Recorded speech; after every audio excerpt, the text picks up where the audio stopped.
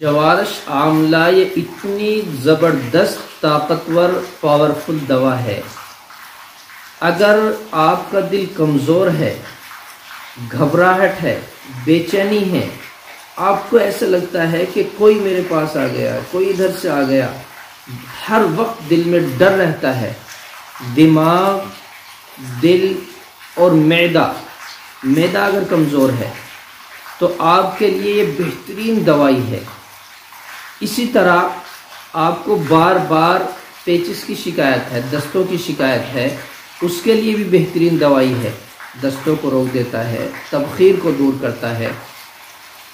मैदे में ख़राबी है, कमज़ोरी है, उसको मजबूत बनाता है।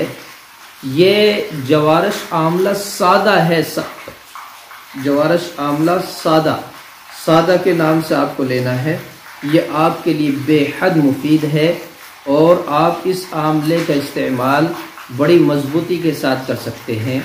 इससे बड़े नफ़े और बड़ी ताकतवर और क़ुव्वत वाली चीज़ आपको मिलती है, क्योंकि अक्सर देखा गया है कि हमारा दिल, दिमाग और मैदा, ये तीन चीज़ें अगर कमज़ोर हैं तो हम मुकम्मल कमज़ोर हैं।